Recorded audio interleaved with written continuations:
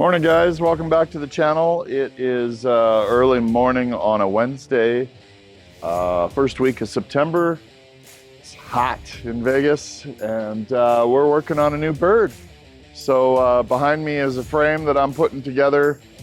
On the table here is the first wing that I just welded out, and these wings are designed to be removable. So this frame section here gets attached to the bird. And as you can see, the wings slide in and out of that. It's a 2.5-inch solid stainless, so it's ridiculously strong.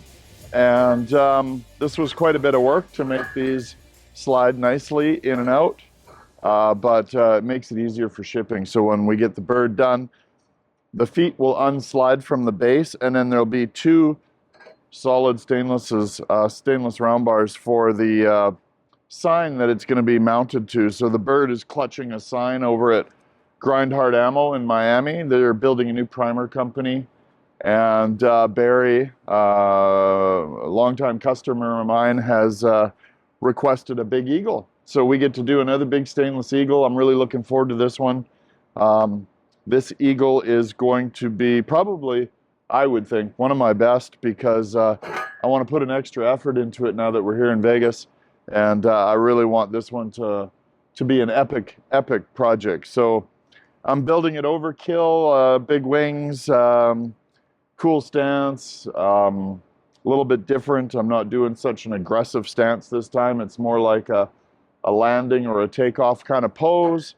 I'm going to really focus on the head and the details of the face and make it really as realistic as I can, given that I'm working with stainless. So I'm pretty excited. I'm going to start on the next wing here and get that welded out and fitted, a little bit of a fitting, and then follow along and watch this eagle progress. So starting off, I've got a sketch of an eagle. I think I measured it out at 23 feet to the wingtips. Michelle's helping me draw it out. What I do is I lay out the eagle with the measurements. I try to look at it for scale to make sure the wings are wide enough, it's long enough, the tail's big enough, that type of thing. And it helps me take a tape measure, and I can figure out how big the head and beak needs to be, how big the tail feathers need to be, where the frame is going to sit, and how the frame will sit inside the proposed size that I'm building. So it really helps me out. I can visualize it. I'm kind of a visual artist, so I like to look at things visually and then plan out a structure, because I basically have to work from the inside out when I create these things. So I come up with a pose and then figure out how a strong pipe structure will support the eagle. I also plan out the mounting, and I plan out the wing removal, because the wing removal is really important in shipping. So they're generally too big to ship, and I have to take them apart to ship them and reinstall them, or the customer will reinstall them on the other side. So I think here we're just referencing some pictures, making some changes, maybe changing the shape or the length. And once I'm happy with it, then we go about building a base. So I always start with a base, and we're going to start on a base here pretty quick, get the base fabricated up, and the base is the support structure for the bird as I build it. So we're just wiping down the material. It's always really greasy, and it's good to clean your material. Then you can do a nice layout. Your lines won't be hard to draw on it. And we cut up all the material. In this case, I'm just using 1/8-inch 4x4 steel, and we're cutting it up to make the base for the eagle.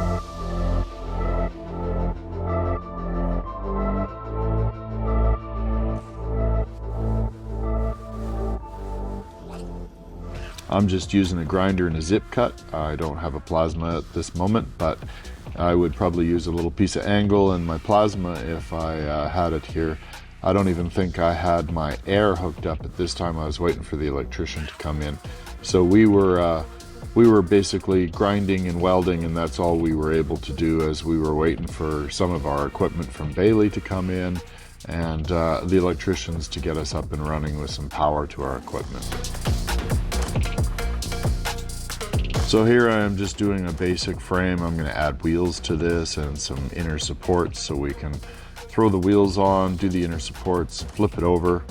I try to find a flat spot on the ground. Sometimes I'll block it up, make sure it's square and level, and I'll do all that before I do all the welding because I want to make sure that it's a square piece when I'm done. It's not too critical as this is just a base for a sculpture, but I like to have things that are symmetrical, and it helps with me when I visualize things. I try to keep everything equal and symmetrical and visually square when I make things. So it does help, I guess, if it's you know, the closest to square as possible.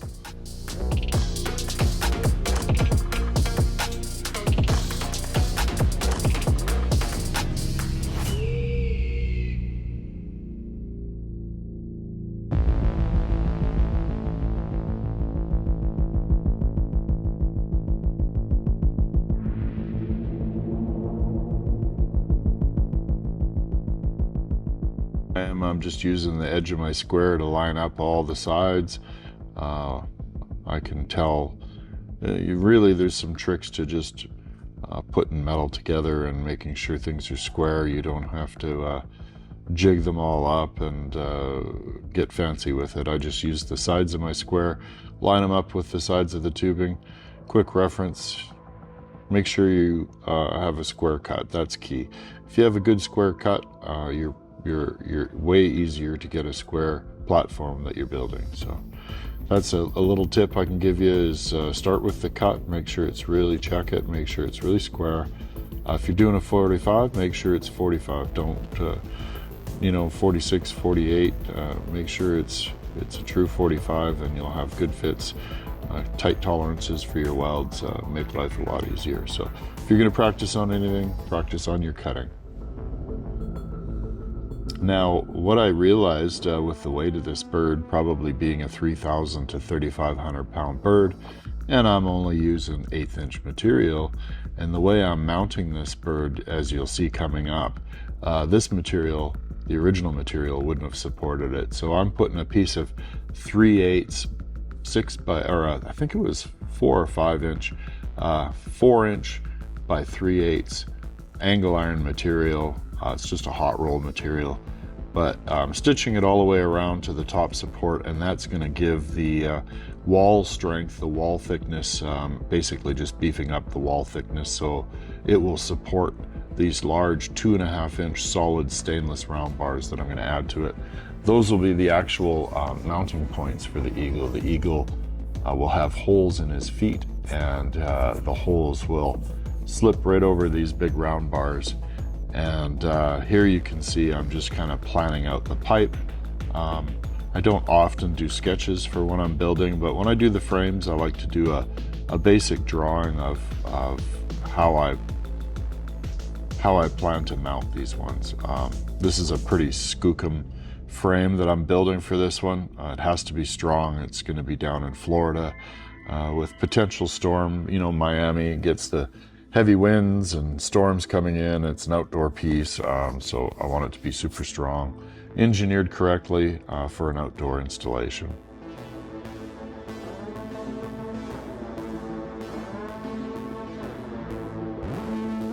So I'm just doing a couple of profiles. You can see the top picture. I've drawn out a top view. Could be looked at as a top view or bottom view to see how I want to line it up, and then from the side I can visualize a side profile, and that'll actually help me lock down the angles for the pose.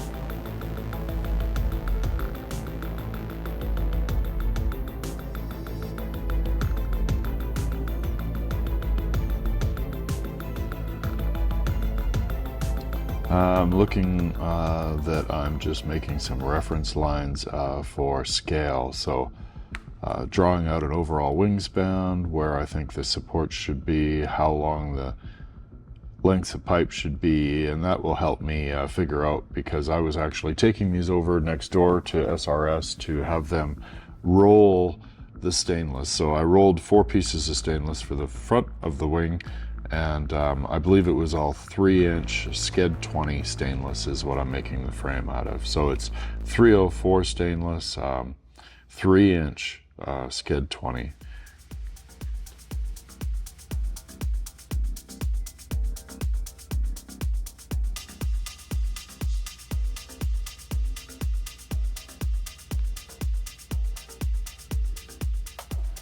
just getting some cuts started. I'm probably starting on the wings. I usually do that first. I'll lay out the cuts for the wings to take next door and get rolled, and then cut up all the basic pieces for the frame structure. So here you can see the wings laid out. The supports are laid out without bending.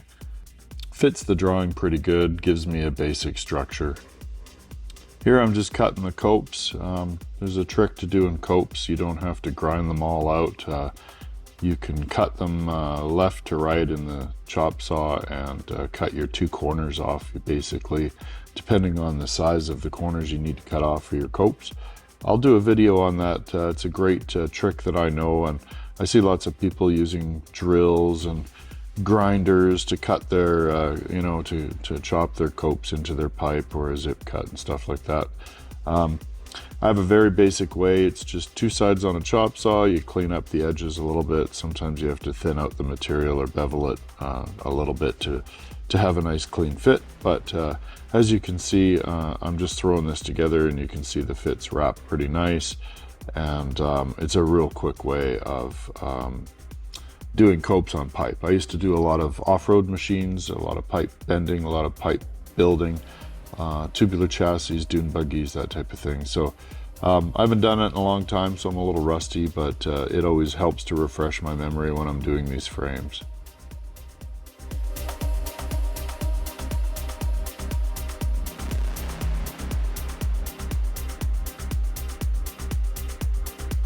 Here I'm just doing some basic tacks to keep the frame together. I don't weld it out generally till I have the structure almost completely built, in case I want to chop some tacks, move things around. I actually ended up later on doing some surgery to this frame because I didn't like the way I had put the end pieces here and had that overhang. That overhang is actually part of the chest, and it sits at this angle, and the chest was just kind of sticking out at the bottom. You can see how the pipe stuck out, so I shortened it up a little bit and made it easier for when I wireframe the chest.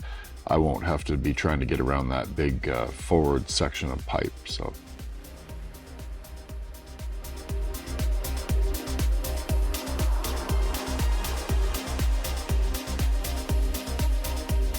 a little fabrication tip I could throw in. Those are woodworking squeeze clamps. I have some IRWIN squeeze clamps. IRWIN makes a really good durable clamp. I have all kinds, long ones, short ones. The squeeze clamps are basically for woodworking. I never used them before till a couple of years ago and realized what a wonderful tool they can be in the shop. Whether you're steel fabricating, woodworking, they are awesome. I always had, you know, like your typical vice clamps and vice grips and seat clamps and Bessie clamps, but the squeeze clamps have been indispensable, and I highly recommend, if you don't have any, go get yourself some, and you'll be super happy you did.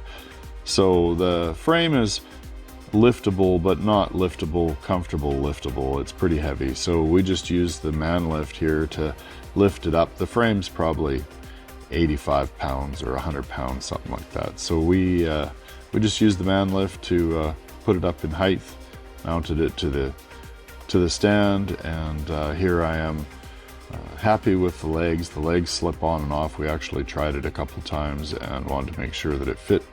And now I'm going to fabricate up the wings and the wing frame. So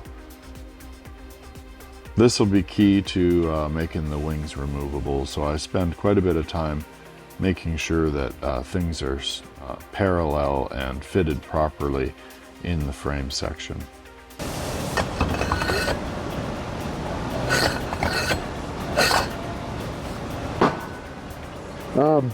What I'm gonna do is I'm gonna take a piece like this.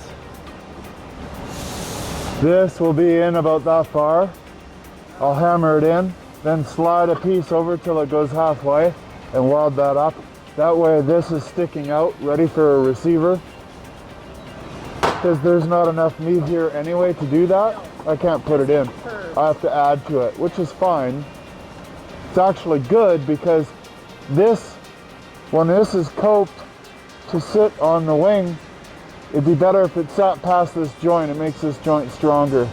and we actually used another air tool to get the flapper wheel up inside and clean out the pipe so we could fit the round bar in there nice and easily, and that it would slip and slide in there nicely. So it worked really well. I highly recommend flapper wheels like a coarse grit, 40 grit, to go up inside the pipe. You can see the grain in the pipe where I ran the flapper wheel, and it works great. It takes off material pretty good, and if you have a decent enough drill, like a 1/2 inch drive, you can put a fair bit of force down on it, and it'll keep turning, and you'll take off quite a bit of material fairly quickly. So this is a old trick for laying out a cope in a pipe. If you want to do a actual 90-degree cope, you just follow along here, and it's a pretty simple method.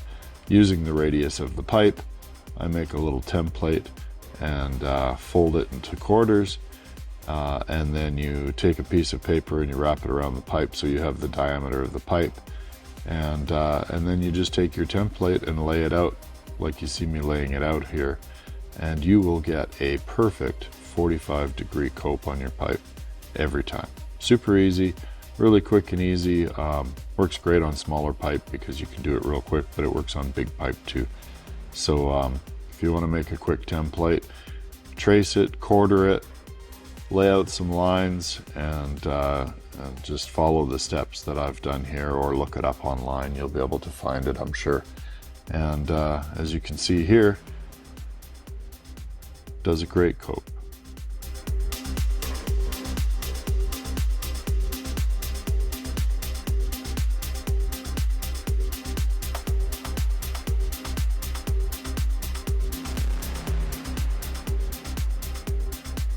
I always tend to question myself, double check, triple check, make sure that I'm not going backwards, because there's nothing worse than doing a whole lot of tedious, time-consuming work and finding out you're going backwards. So here I'm just making sure that the removable frame on the wings is going to go on straight. I'm using clamps and some braces to line everything up and make sure that that's the most important part of the wing right there. That has to slide on and off like a trombone, and if that's working good, then I can mount the frame to the frame of the Eagle, and then the wing itself will just slip right in when I'm ready to install it. So a little trick if you're ever building wildlife of any kind, a bird, really anything that's animated, don't ever have a straight line. The straight lines you see behind me on the bird's wings, legs, and the straight lines in the frame, those will all be gone. I should probably do a shout out to Benchmark. You can see the face mask that I'm using and the cutting wheels. Grinding discs, Benchmark's been awesome. They've been supplying me with all my safety equipment, ear muffs, face shields. They just recently sent out some dark tints for my face shield for cutting, so I can use the face shield for flame cutting and plasma cutting and that type of thing. Those are really awesome. I love the face mask. It's super light. They make all kinds of hand soaps and hand cleaners, and check out Benchmark. I think you'll really like their products. They have amazing prices, fast shipping. They've been so good to me. I have nothing but praise for Benchmark. They've been awesome. Anytime I've needed anything, I had my big belts for my belt sander. They were kind of a special order, and Benchmark jumped right on it and special ordered these belts for me and got them coming. So I've never had any downtime with Benchmark. They've always made sure I've had enough product and when I needed it. So thank you, Benchmark, and thanks for the great products. So if you're ordering Benchmark, you want to go on their website and put an order in. Put in code KevinStone10 and you're going to get 10% off all of your products from Benchmark. Big or small on the order, that doesn't matter to them.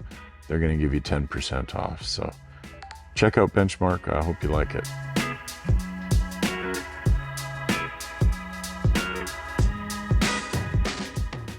These were finicky little copes, and I just took my time making sure that I had these copes, you know, pretty close and you know, aesthetically pleasing to the eye. I like things that are lined up and nicely fit, and it makes things stronger, it makes things look better, it looks a little more professional. And for me, I'm just trying to figure out on the ends of the wings, there's two ways I can do them. Usually I do them forward. The wingtips are pushed forward and they look more aggressive. When the wingtips are back, it's more soaring and landing and in a more comfortable, relaxed position. And that's the look I looked for this one. I'm having an eagle kind of land on a sign. It's a sign for a customer's new ammo company called Grind Hard Primer and Grind Hard Ammo. And this eagle's going to be mounted to his Grind Hard Primer sign going to Miami, so we're looking forward to that. This will be a fully mirror polished eagle with a 23-foot wingspan, approximately 3,500 pounds. The sign's probably another 1,000 pounds with its base. And we'll get that all shipped up and sent off to Barry in Miami. Now I'm just putting together its backbone. So this sits inside of the back of the eagle frame, and these are the supports that we're sliding on and off of each wing. Now they're attached at the base and reinforced and lined up, and you'll see I'll put them up on the back of the wing, and I'll cope them into the back of the frame on his back, and that's where his wings will mount. These will go across in here. They're coped out to fit in there, hopefully. Lots of grinding and perseverance.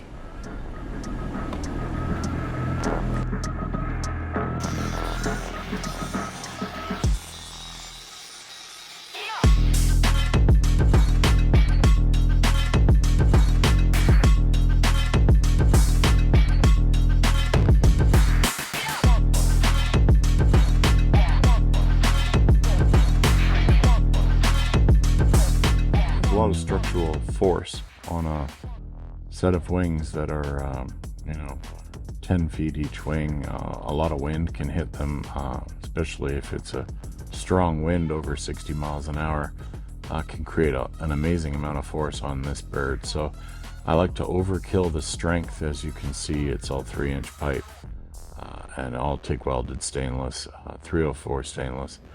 And now I've got the frame put together and the cope's done on the back. You can see where I've made the notches and done the layout. I think I've been up and down this ladder 4 or 5 times now, getting everything fit and lining everything up, and just some minor grinding, and this frame's going to lay right down in there and get ready to weld up.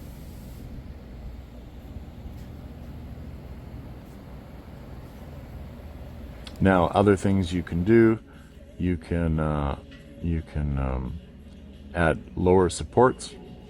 You can even add a plate down the center of the chassis or the center of the frame, and have that V shape at the top, that V support for the wings, tie right into the plate. And it's another good way of doing it.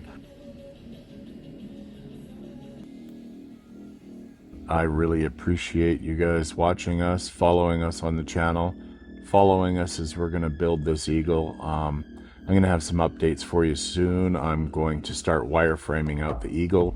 I've already wireframed the outline of the head, and Michelle and I are going to get started on that and take lots of video as we go to the next step and create the wireframe for this eagle. Again, thanks for following us on the channel. Don't forget to like and subscribe, and share with your friends if you like. We would love to build our following, and we have some amazing projects coming up. Not only this bird, but a big tree with some butterflies and hummingbirds, and a huge, and of course everybody loves, a 60-foot fire-breathing dragon. So thanks a lot for following, and we'll talk to you soon.